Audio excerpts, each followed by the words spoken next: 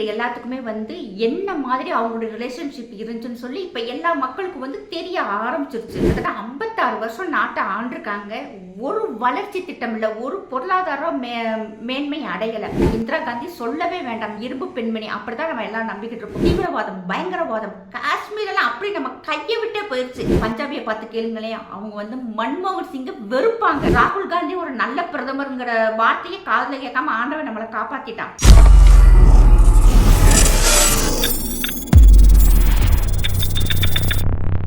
வந்தே மாதரம். சாமானியன் குரல் தேசியவாதிகளுக்கு எனது அன்பான வணக்கங்கள். ஒரு இஸ்லாமியனுக்காவது தேசப்பட்டு இருக்கா, ஒரு இஸ்லாமியனுக்காவது நாட்டுப்பட்டு இருக்கா அப்படின்னு சொல்லிட்டு நிறையா நம்ம கமெண்ட் எல்லாம் பார்க்குறோம். அப்படிலாம் சொல்லவே கூடாது. நேற்று ஒரு பதிவு பார்த்தேன். அதில் பார்த்தோன்னா ஜவஹர்லால் நேரு, இந்திரா காந்தி, ராஜீவ் காந்தி, விபி சிங் அண்டு மன்மோகன் சிங் இவங்க எல்லாமே வந்து இந்தியாவை வந்து தூக்கி நட்டமாக நிப்பாட்டியிருக்காங்க அப்படின்னு சொல்லிட்டு ஒரு பதிவு இஸ்லாமிய பேரில் தான் இருந்திருக்கு. பெரும்பாலும் நான் இந்த இஸ்லாமிய பதிவை பார்க்க மாட்டேன், ஏதோ கண்ணில் பட்டுச்சு, பார்த்து தொலைஞ்சாச்சு. அதில் அவங்க என்ன எழுதியிருக்காங்கன்னா, அதாவது வந்து ஃபஸ்ட்டு இது வரைக்கும் வந்து 56 வருஷம் வந்து காங்கிரஸ் தான் ஆட்சி நடத்திருக்கு. இதில் ஜவஹர்லால் நேரு 17 வருஷம் ஆட்சி செஞ்சுருக்காரு. நம்மளுடைய இந்தியாவை வந்து தோளில் தூக்கி சுமந்தாரு அப்படின்னுக்காரு. இந்தியா அவ்வளோ சிறுசாக போயிடுச்சா, இல்லாட்டின்னா நேரு மாமா அவங்களுடைய தோல் வந்து அவ்வளோ விரிஞ்சு பெருசாக இருந்துச்சா அப்படின்னு தெரியலை. நாடு சுதந்திரத்துக்கு முன்னாடி அந்த குடும்பம் வந்து அவ்வளவு சுகபோக வாழ்க்கை வாழ்ந்திருக்காங்க. யாரும் வந்து ரோட்டில் தரையிலலாம் நடந்து போகலை, எல்லாம் வந்து ரெட் கார்பெட் விரிச்சு தான் நடந்து போயிருக்காங்க. எட்வினா இன்னும் அவங்களுடைய கேர்ள் ஃப்ரெண்டு எல்லாத்துக்குமே வந்து என்ன மாதிரி அவங்களுடைய ரிலேஷன்ஷிப் இருந்துச்சுன்னு சொல்லி இப்போ எல்லா மக்களுக்கும் வந்து தெரிய ஆரம்பிச்சிருச்சு. அதே மாதிரி மகாத்மா காந்தி அவர்களை வந்து ஏழையாக மக்கள்கிட்ட காமிக்கிறதுக்காகவே வந்து அன்றைய காலத்திலே வந்து பல லட்சங்கள் வந்து ஒவ்வொரு மாதம் வந்து செலவு பண்ணிடுறாங்க. இதுக்கெல்லாம் காசு அப்போ எங்கேருந்து வந்தது? அது மட்டும் இல்லாமல் நேரு வந்து தங்களை வந்து ப்ரமோட் பண்ணிக்கிறதுக்காகவே வந்து காந்தியை வந்து ஒரு பொம்மை மாதிரி வச்சிருந்து, அதுக்கும் காந்தி தாத்தா அவர்கள் வந்து நேரு குடும்பத்துக்கு உடந்தையாக இருந்திருக்காங்க. உண்மையிலேயே வந்து கஷ்டப்பட்டது பார்த்தோம்னா சாதாரண பொதுமக்கள், தேசியவாதிகள் நம் நாடு உண்மையிலேயே சுதந்திரம் வாங்கணும் அப்படின்னு நினச்சி தன்னுடைய சொத்துக்களையும் உடைமைகளையும் அவங்களுடைய உயிர்களையும் விட்டு ஜெயிலில் இருந்தாங்க பார்த்தீங்களா, அவங்க தான். ஆனால் இவர் பார்த்தோம்னா நேரு வந்து நம்முடைய பாரத பிரதமராக வர்றாரு. வந்ததுக்கு பிறகும் அதற்கு பின்னாடி வந்தவங்களுமே வந்து நாட்டை ஒன்று நட்டமெல்லாம் தூக்கி நிப்பாட்டலை. கிட்டத்தட்ட 56 வருஷம் நாட்டை ஆண்டிருக்காங்க. ஒரு வளர்ச்சி திட்டம் இல்லை, ஒரு பொருளாதார மேன்மை அடையலை. நம் நாட்டில் ஏதாவது ஒரு பிரச்சனைனா நம்முடைய பாரத பிரதமர் மோடிஜி சொன்ன மாதிரி அமெரிக்காட்ட போய் உட்காந்து ஒப்பாரி வைக்கிறது. நம் நாட்டில் நடக்கக்கூடிய ஒவ்வொரு விஷயத்துக்குமே வந்து சுயமாக முடிவு எடுக்க முடியாத அளவுக்கு தான் வந்து காங்கிரஸ் ஆட்சியில் இருந்தது. நேரு அவர்களுமே அப்படிதான் இருந்திருக்காரு. அதுக்கடுத்து பார்த்தோம்னா இந்திரா காந்தி சொல்லவே வேண்டாம், இரும்பு பெண்மணி. அப்படிதான் நம்ம எல்லாம் நம்பிக்கிட்டு இருக்கோம். உண்மையிலே ஒரு நாட்டை வந்து ஒரு பெண் நிர்வகிக்கிறது மிகவும் வந்து கஷ்டமான சூழ்நிலை தான். அதில் பார்த்தோம்னா இந்திரா காந்தி அவங்க வந்து அதாவது பங்களாதேஷை வந்து பாகிஸ்தான் வந்து பிரித்து கொடுத்ததுல முக்கியமான பங்கு வகிச்சிருக்காங்க அப்படின்ட்டு பெருமையாக எழுதியிருந்தாங்க. நான் கேட்குறேன், பாகிஸ்தானுக்கும் பங்களாதேஷுக்கும் பிரச்சனை, நம் நாட்டு இராணுவ வீரர்கள் போய் தான் வந்து பாகிஸ்தான் கூடயும் பங்களாதேஷ்காக சப்போர்ட் பண்ணி அந்த நாட்டை பிரித்து கொடுத்தாங்க. இன்னைக்கு வரைக்கும் பங்களாதேஷ்க்கு கொஞ்சம் கூட ஒரு விசுவாசம் இல்லை, பாகிஸ்தானை சொல்லவே வேண்டாம். அந்த சமயத்தில் 95,000 பாகிஸ்தான் ராணுவ வீரர்களை நம் நாட்டு ராணுவ வீரர்கள் நைட்டு முழுவதும் முட்டி போட வச்சிருக்காங்க. வெறும் நம் நாட்டு வீரர்கள் 250 பேர் தான். எவ்வளோ வீரமாக அன்னைக்கு இருந்திருக்காங்க, எவ்வளோ புத்திசாலித்தனத்தோடு அன்னைக்கு செயல்பட்டுருக்காங்க. 95,000 ராணுவ வீரர்கள் நைட்டுலேருந்து காலையில் வரைக்கும் முட்டி போட்டு உட்கார வச்சிருக்காங்க, பேண்டை கழட்டி விட்டுட்டு. ஆனால் இந்திரா காந்தி இந்த இரும்பு பெண்மணி இங்கேருந்து அத்தனை பேரையும் திருப்பி அனுப்பிச்சிட்டாங்க, எந்த நிபந்தனையும் இல்லாம. அதே சமயத்துல வெறும் 58 நம்மளுடைய ராணுவ வீரர்கள் பாகிஸ்தான் சிறையில இருந்தாங்க. அந்த 58 பேரை திரும்ப கேட்கவே இல்லை. அவங்கள பத்தி ஒரு வார்த்தை கூட வந்து இரும்பு பெண்மணி கேட்கல. ஏன் கேட்கல? அந்த 58 பேரும் அங்க இருக்கும்போது கிட்டத்தட்ட 1 லட்சம் ராணுவ வீரர்களை வந்து நம்ம பாகிஸ்தானுக்கு ஒப்படைக்கிறோம். அந்த சமயத்துல எங்க 58 ராணுவ வீரர்களும் மற்றும் நம் நாட்டில் இருக்கக்கூடிய அங்க இருக்க சிறை கைதிகளை எவ்வளோ ஈஸியாக விடுதலை பண்ணிக்க எவ்வளோ டிமாண்ட் பண்ணியிருக்கலாம். அத்தனை பேர் 1 லட்சம் ராணுவர்கள் பிடிச்சி வச்சுட்டு காஷ்மீர் அன்னைக்கு இருக்கிற பிஓகே நம்ம சைடு இழுத்துருக்கலாமே, அதெல்லாம் செய்யலை. ஆனால் இவங்க இரும்பு பெண்மணி. அதாவது பாகிஸ்தானுக்கும் பங்களாதேஷ் பிரச்சனையில் நம்ம போய் அவங்களுக்கு சப்போர்ட் பண்ணியிருக்கோம். அது மட்டும் இல்லாம முக்தி வாகினி அப்படின்னு சொல்லிட்டு ஒரு படை அமைச்சு அங்க இருக்கக்கூடிய மக்களுக்கு போர் பயிற்சி, துப்பாக்கி சுடும் பயிற்சி எல்லாமே கொடுத்தது நம்மளுடைய கவர்மெண்ட் தான். ஆனா அந்த இரும்பு பெண்மணி நம்மளுடைய ராணுவ வீரர்களை ஏன் திரும்ப கேட்கல? கேட்டிருக்கணும் இல்லையா? எமர்ஜென்சியில எத்தனை மாநிலங்கள் பாதிக்கப்பட்டது? தமிழ்நாடு மட்டுமா, எல்லா மாநிலங்களுமே பாதிக்கப்பட்டது.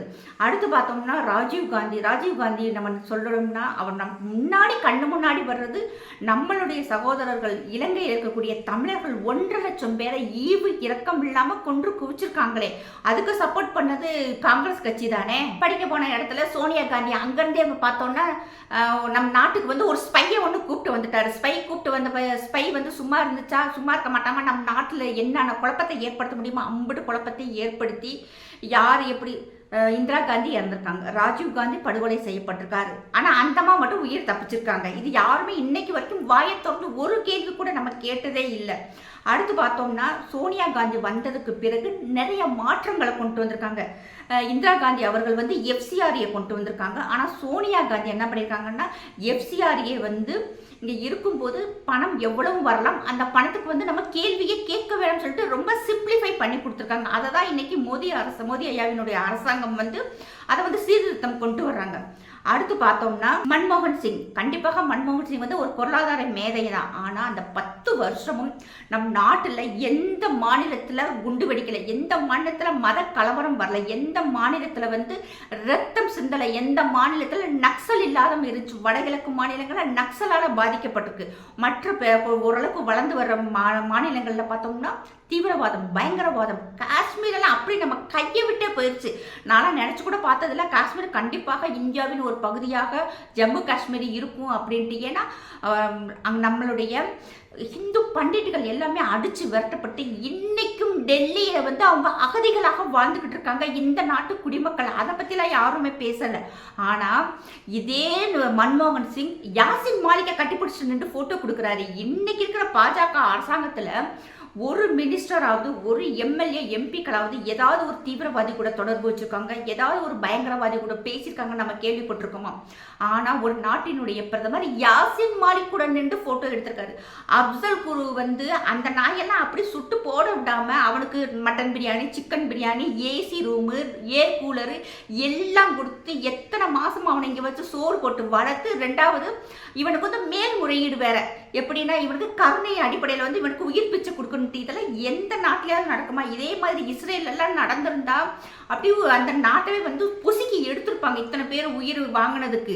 ஆனால் தொடர்ந்து குண்டுவெடிப்பு, குஜராத்ல ஆகட்டும், பூனாவில் ஆகட்டும், மகாராஷ்டிராவில் எல்லாமே வந்து தொழில் வளர்ச்சி. மற்ற நாடுகள் நம் நாட்டில் வந்து எந்த இன்வெஸ்ட்மெண்ட் பண்ணிடக்கூடாதுங்கிறதுக்காகவே வந்து நம் நாட்டை வந்து பயங்கரவாதி, தீவிரவாதி அச்சுறுத்தல் இருக்கு, நக்சல் அச்சுறுத்தல் இருக்குன்னு சொல்லிட்டு மன்மோகன் சிங் காலத்துல தான் நிறைய நடந்தது. இன்னைக்கும் நீங்க எந்த ஒரு பஞ்சாபியை பார்த்து கேளுங்களேன், அவங்க வந்து மன்மோகன் சிங்கை வெறுப்பாங்க. ஓப்பனாகவே சொல்லுவாங்க, எங்களுக்கு மன்மோகன் சிங் பிரதமராக இருக்காங்கன்னு நாங்கள் ஒரு நாள் கூட நாங்கள் சந்தோஷப்பட்டதில்லை, ஒரு நாள் கூட நாங்கள் பெருமைப்பட்டதில்லை. எங்களுக்கு வந்து அவமானமாக இருந்தது அந்த சமயத்தில். அவங்க சொல்லுவாங்க, எங்களுக்கு வந்து இவர் என்ன இப்படி இருக்காரு, ஏன்னா பொம்மை பிரதமர்னு சொல்லிட்டு பேர் வாங்கினது மட்டும் இல்லாமல் இவருடைய செயல்பாடுகள் வந்து ஒரு பிராக்சியாக இருந்தார். அவரால் வந்து எங்களுடைய சீக்கிய இனத்துக்கே வந்து ஒரு இழுக்கு அவமானம்னு சீக்கிய மக்கள் சொல்லுவாங்க. அவர் இறக்கும்போது பாருங்களேன், அந்த மாநிலத்தில் வந்து ரொம்ப பெருசாக எதுவுமே கண்டுக்கிறவே இல்லை. ஏன்னா இவர் பிரதமராக இருக்கும்போது அந்த மாநில மக்கள் கூடி குறுகி போய் இருந்தாங்க. ஏன்னா அவருடைய செயல்பாடுகள் அந்த மாதிரி இருந்தது. அவர் நம்ம குறை சொல்ல முடியாது. ஏன்னா அவரை முன்னாடி நின்று சோனியா காந்தி ஆடின ஆட்டம் இருக்கு பாருங்க, அதுதான். இன்னும் அந்த மாவெல்லாம் தூக்கி நம்ம நாட்டுடைய பிரதமராக உட்காந்துருந்தாங்கன்னா இந்நேரம் மிஷினரிகளுடைய கைகளுக்கு போயிருக்கும், இல்லாட்டி பயங்கரவாதிகளுடைய கைகளுக்கு போயிருக்கும். இவங்களுடைய நிறைய சைனாவுக்கு நிறைய சப்போர்ட் பண்ணியிருக்கு காங்கிரஸ். அதனால தான் அந்த வடகிழக்கு மாநிலங்கள், பார்டர் ஸ்டேட்ல எல்லாமே பார்த்தோம்னா எந்த ஒரு வளர்ச்சி திட்டங்களுமே இல்லை. குடிக்க தண்ணி இருக்காது, கரண்ட் இல்லை, ரோடு இல்லை. ஒவ்வொரு மாநிலமாக பார்த்து ஒவ்வொரு கிராமமாக போய் இன்னைக்கு பாஜக அரசாங்கம், மோடி கவர்மெண்ட் போய் இப்போ போய் தண்ணி கரண்டெல்லாம் கொடுக்குறாங்க. இன்னைக்கு நம்ம 2026 இருக்கோம். கிட்டத்தட்ட 80 வருஷம் ஆகுது ஒரு நாடு சுதந்திரம் அடைஞ்சு. சமீபத்தில் தான் பார்த்தோம்னா கிட்டத்தட்ட வந்து ஒரு 356 கிராமங்களுக்கு வந்து கரண்ட்டு, தண்ணி, ரோடு போட்டு கொடுத்துருக்கு இந்த பாஜக அரசாங்கம். இத்தனை வருஷம் இங்கே என்ன பண்ணாங்க? கொஞ்சம் கூட வெக்கமான சூடு இல்லாமல் இவங்கெல்லாம் நம்ம இந்தியாவை தூக்கி நட்டமாக நிப்பாட்டியிருக்காங்கன்னு. அதில் நல்ல வேலை நம்மளாம் தப்பிச்சிட்டோம். ராகுல் காந்தி ஒரு நல்ல பிரதமருங்கிற வார்த்தையை காதில் கேட்காம ஆண்டவன் நம்மளை காப்பாற்றிட்டான். ஏன்னா ஏன்னா இன்னும் கொஞ்ச நாள் போச்சுன்னா ராகுல் காந்தி வந்து இந்தியாவை ஆளணும் எப்படி பாகிஸ்தான் கரை இப்போ புலம்பி தவிக்கிறான் இல்லையா, அதே மாதிரி ஒரு கும்பல் இங்கே இருக்கு. ஏன்னா இன்னும் 15 கோடி முட்டாள் மக்கள் நம்ம இந்தியாவில் இருக்கிறாங்க. அந்த காங்கிரஸ் கட்சிக்கு ஓட்டு போட்ட அந்த முட்டாள் மக்கள் இருக்கிறாங்க. அதுகளை வந்து இந்த எப்படி பார்த்தோம்னா மோடிஜி அழகா சொல்வார், காங்கிரஸ் முக்து பாரத். எப்படி தமிழ்நாட்டில் வந்து திமுக இல்லாத கழகம் இல்லாத ஒரு ஆட்சி வேணும்னு நம்ம நினைச்சோமோ அதே மாதிரி மோடிஜி சொல்றாரு, காங்கிரஸ் இல்லாத ஒரு நாடு வேணும். கண்டிப்பாக காங்கிரஸ் நமக்கு வேண்டவே வேணும். இன்னுமே பார்த்தோம்னா இப்படி ஒரு ஐடியாலஜி யாருப்பா நீங்கள எங்க இருக்கிறீங்கன்னு தான் தோணுது எனக்கு. என் ஃப்ரெண்டெல்லாம் அடிக்கடி சொல்லுவாங்க முட்டா துளிக்கன்னு சொல்லுவாங்க. அப்பெல்லாம் எனக்கு ரொம்ப கோவம் வரும். ஐயோ நம்மளெல்லாம் இப்படி பேசுறாங்களே அப்படின்ட்டு. இதெல்லாம் பார்க்கும்போது கரெக்டாக தான் சொல்றாங்க, வேற வழி இல்லை, நம்மளால அதை கேட்டுக்கிட்டு ஆகணும்ட்டு. ஏன்னா ஒருத்தர் இப்படி ஒரு பதிவு போடுறதுனால இதுமே என் ஃப்ரெண்டு தான் ஃபார்வர்ட் பண்ணா. அது சொல்லும்போது நானா முட்டா துளிக்கன்னு சொல்லும்போது உனக்கு கோவப்படவில்லை, நான் நீ இதை படிச்சு பாரு. அப்ப இவங்களுடைய மனநிலை எந்த மாதிரி இருக்கு. இன்னைக்கு நேரு, இந்திரா காந்தி, ராஜீவ் காந்தி, ராகுல், மன்மோகன் சிங், சோனியா காந்தி எல்லாம் நம் நாட்டுக்கு என்ன பண்ணுனாங்க அப்படின்னு நினைச்சு பார்த்தோம்னா உண்மையிலேயும் நம் நாடு வந்து பாகிஸ்தான் நல்லா வளர்த்துக்கிட்டு இருக்கு. தீவிரவாதத்துக்கும் பயங்கரவாதத்துக்கும் நம் நாட்டோட கரன்சி ஒரு நாட்டில் செல்லுதுன்னா அது எவ்வளவு விதமான ஒரு கிரைமான விஷயத்தை வந்து நம்மளுடைய சிதம்பரம் வந்து செஞ்சிருக்காருன்னு சொல்லி பார்க்கணும். அதில் இவங்களுக்கு கொஞ்சம் கூட கூச்சமே இல்லாமல் மறுபடியும் ராகுல் காந்தி பிரதமராக வரணும்ட்டு அந்த இது மாதிரி பதிவு போடுறவங்களுக்கு ஒன்று சொல்கிறேன், வாய்ப்பே இல்லை ராஜா. ராகுல் காந்தி எல்லாம் ஒரு பிரசன்ட் வந்து பிரதமராக இருக்கக்கூடிய தகுதி இல்லாத நபர். ஏன்னா ஒரு நாட்டுப்பற்று இல்லை. இன்றைக்குண்டான இளைஞர்களுடைய மனநலமை என்னன்னு தெரியல, மக்கள் எதை விரும்புறாங்கன்னு தெரியாத ஒரு ஆள். தன்னுடைய திருமணத்தவே இதுதான் என் பொண்டாட்டி, இதுதான் என் பிள்ளைன்னு சொல்லி 58 வயசு ஆளுக்கு சொல்ல வந்து தைரியம் இல்லாத ஒரு ஆள் தான் வந்து ராகுல் காந்தி. நாட்டை எப்படி நிர்வகிக்கணும் அப்படின்ட்டு ஹேமந்த் பிஸ்வா சர்மா அழகா சொல்வார். அஸ்ஸாம் முதல்வர் சொல்வார், கிட்டத்தட்ட ஒரு 1/2 hour வந்து ஒரு இடத்துல ராகுலால் உட்காரவே முடியாதான். சோனியா காந்தி ரொம்ப ட்ரை பண்ணுவாங்களாம், இந்த ஆளை வந்து அரசியலில் வந்து கொண்டு வந்துடணும், இந்த நாட்டை ஆள வச்சிருன்னு சொல்லிட்டு ஹேமந்த் பிஸ்வா சர்மாட்ட ரொம்ப ரெக்வஸ்ட் பண்ணுவாங்களாம். அது இங்கே ராகுலுக்கு புரிய வைங்க, ராகுலுக்கு வந்து அரசியலை பற்றி எடுத்து சொல்லுங்கன்னு சொல்லிட்டு. சரி இந்த மாதிரி சும்மா நெய்யுங்குதே, நம்ம வந்து அவருக்கு வந்து எடுத்து சொல்லி அரசியலை வந்து கற்றுக் கொடுக்கலாமா அப்படின்னு சொல்லிட்டு பார்த்தோம்னா இவங்க பேசிக்கிட்டு இருக்கும்போதே அந்த ஆளுடைய கவனம் எல்லாம் வேற, ராகுலுடைய கவனம் வந்து வேற இடத்துல இருக்குமா. இல்லாட்டி இவங்க பேசிக்கிட்டே இருப்பாங்க, அவர் பாட்டுக்கு எந்திரிச்சு நடந்து போவாரா, எங்கே போவாராம், போயிட்டு திடீர்னு சும்மா ஒரு இடத்துல நின்று இப்படி யோசிச்சுட்டு மறுபடியும் திரும்ப வருவாராம். இதெல்லாம் கேட்கும்போது இது வந்து சொல்லி கொடுத்தாலும் மண்டையில ஏறாது, பை பர்த் வரணும் இல்லையா. ஒன்று சொல்லி கொடுக்குறவங்க மண்டையிலையாவது ஏறணும். இது ரெண்டுமே வந்து ராகுல்கிட்ட இல்லை. இவர் வந்து அரசியலுக்கு வந்து அன்ஃபிட் அப்படின்ட்டு காங்கிரஸ் கட்சியில வெளியே வந்து அத்தனை பேருமே சொல்லுவாங்க. ஒரு ஆள் 2 ஆள்ல நிறைய பேர் வந்து ராகுலை பற்றி சொல்லியிருக்காங்க. ராகுலுடையவே வந்து அந்த காங்கிரஸ் கட்சியுமே வந்து அப்படியும் அழிஞ்சு போயிடும் தான் நான் உண்மையிலே நினைக்கிறேன். ஏன்னா இன்னைக்கு ஒரு நல்ல அரசாங்கம் எந்த அளவுக்கு டெவலப் பண்ணியிருக்குன்னு நம்மளே பார்க்குறோம். முதல்லலாம் பார்த்தோம்னா வெறும் 400-450 ஸ்டார்ட் அப் இருந்தது. இன்னைக்கு பார்த்தோம்னா ரிஜிஸ்டர் பண்ண ஸ்டார்ட் அப் மட்டுமே 1,85,000 தாண்டி போயிருக்கு. ரிஜிஸ்டர் பண்ணது மட்டுமே எப்படின்னா இந்த கம்பெனிகளுக்கு எத்தனை லட்சம் கோடி வந்து இன்றைக்கு இருக்க கவர்மெண்ட் வந்து தொழில் ஆரம்பிக்கிறதுக்கு லோன் கொடுத்துருக்காங்க. மக்கள் எல்லாருக்குமே வந்து கவர்மெண்ட் வேலை கண்டிப்பாக கொடுக்க முடியாது. இப்போ அத்தனை பேருக்குமே வந்து வேலை வாய்ப்புகளை உருவாக்கி கொடுத்துக்கிட்டு இருக்காங்க இந்த ஸ்டார்ட் அப்கள் மூலமாக. பெண்களினுடைய வளர்ச்சி எந்த அளவுக்கு முன்னேறி போயிருக்கு, பெண்கள் தொழிலதிபர்களாக வர்றாங்க. எவ்வளவோ விஷயங்கள் வந்து மாறி இருக்கு. ரயில்வே துறை எந்த அளவுக்கு முன்னேற்றம் அடைஞ்சிருக்கு, துறைமுகங்கள் எவ்வளவு கொண்டு வந்திருக்காங்க, medical colleges, aim, IIT, IIM இதெல்லாம் பார்த்தோம்னா முதல்ல 4 இருந்துச்சு, 5 இருந்துச்சு. இன்னைக்கெல்லாம் பார்த்தோம்னா பிச்சுக்கிட்டு போகுது. எல்லா மாநிலத்திலையுமே வந்து இன்னைக்கு அந்த அளவுக்கு டெவலப்மெண்ட் பண்ணி கொண்டு போய்கிட்டு இருக்காங்க. பொருளாதாரம் நம்ம சொல்லவே வேண்டாம், மற்ற நாடுகள்லாம் கீழே போய்கிட்டு இருக்கு. இந்தியாவினுடைய பொருளாதார வளர்ச்சி மேக் இன் இந்தியா திட்டத்தின் மூலமாக நல்ல முறைக்கு பாரத பிரதமர் கொண்டு வந்திருக்காங்க. ரோடெல்லாம் அவ்வளோ நல்லா ஃபுல்லாகவே பைபாஸ் தான். இப்போல்லாம் நம்மளால எந்த ஊருக்குள்ளேயுமே நம்ம நுழைய வேண்டாம், நம்ம கார் எடுக்கிறோமா நம்ம படுக்கு சல்லுன்னு போய்கிட்டு வர அளவுக்கு கொண்டு வந்துட்டாங்க. ஆனால் காங்கிரஸ் கட்சியில் என்ன பண்ணிக்கிட்டு இருந்தாங்க, ரொம்ப வேண்டாம் டெவலப்மெண்ட் இன் காஷ்மீர்னு போட்டு பாருங்களேன். அதெல்லாம் இந்த புல்வாமா தாக்குதல் நடந்த இடத்துலலாம் கிட்டத்தட்ட 4 வருஷத்துக்கு முன்னாடியே வந்து அந்த அளவுக்கு டெவலப்மெண்ட் பண்ணி கொண்டு வந்திருக்காங்க. இதனால தான் இப்போ 2 நாளுக்கு முன்னாடியெல்லாம் நிறைய பதிவுகள் பார்த்தேன் காஷ்மீரை பற்றி. சுதந்திர தினத்தை அன்னைக்கு அவ்வளோ பேர் வந்து பெண்கள் நிறைய பேசுகிறாங்க. இங்கே இருக்க டெவலப்மெண்ட்டை நாங்களாம் நினச்சே பார்க்கல. எங்கள் பிள்ளைங்க கல்லறிஞ்சிக்கிட்டு இருந்தாங்க. இன்றைக்கி எங்கள் பிள்ளைங்க ஸ்கூலுக்கு போகிறாங்க, காலேஜுக்கு போகிறாங்க, நர்சிங் படிக்கிறாங்க, லாயருக்கு படிக்கிறாங்க அப்படின்னு கேட்கும் போதே வந்து எந்த விதமான மாற்றத்தை, இதைத்தான் வந்து ஒரு வளர்ந்த இந்தியா நம்ம சொல்ல முடியும். இந்த வளர்ச்சிங்கிறது பணத்தினால மட்டும் இல்லை, நம்மளுடைய எண்ணத்திலையுமே ஒரு மாற்றம் வந்திருக்கு. இந்த நாடு எங்க நாடுன்னு சொல்லிட்டு அந்த பிள்ளைங்க வந்து இன்னைக்கு பாகிஸ்தான் கொடிய மேலையும் கீழே இந்தியா கொடியும் பார்க்கும்போது எவ்வளவு பெருமையாக இருக்கு. இந்த மாற்றம் அனைத்துக்குமே காரணம் மோடிஜியும் அமித்ஷா அவர்களும் தான். எவ்வளவோ வந்து நம்ம தமிழ்நாட்டை வந்து கவனிக்காம விட்டுட்டாங்கன்னு சொல்ல வருத்தம் இருந்தாலும் ஓவராலாக பார்க்கும்போது பாஜக கவர்மெண்ட்டு பக்கத்தில் காங்கிரஸ் கட்சி வரவே முடியாது. அதனால் இப்படி பதிவு எழுதுறவங்களை பார்க்கும்போது உண்மையிலே எனக்கு சிரிப்பு தான் வருது. அதில் கமெண்ட்ல அந்த பதிவுக்கு கீழே ஒரு கமெண்ட்ல ஒரு சகோதரர் எழுதியிருந்தாரு, இந்தியாவை சீரழித்த சிற்பிகள்னு தலைப்பு வச்சா நல்லா இருக்கும் யா அப்படி வையாண்டு. உண்மையிலே அந்த தலைப்பு நல்லா தான் இருக்கு.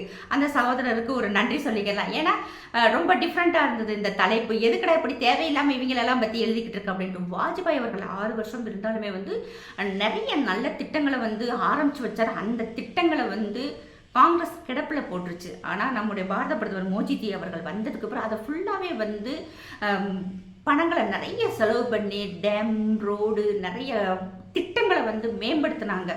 அதே மாதிரி இன்னும் நம்ம நிறைய விஷயங்கள் சொல்லிக்கிட்டே போகலாம். இன்னைக்கு பார்த்தோம்னா மத கலவரங்கள் இல்லாத நாடாக இருக்கு, நக்சல் இல்லாத இந்தியாவை உருவாக்கி இருக்காங்க, மாஃபியா இல்லை, குண்டாஸ் இல்லை, அது எல்லாமே வந்து இன்னைக்கு ஃபுல்லா ஃப்ரீ பண்ணி அவங்கவுங்க மாநிலத்தை இந்த இது உன்னுடைய மாநிலம் நீ அழகா வந்து ஆட்சி நடத்து அப்படின்ட்டாங்க.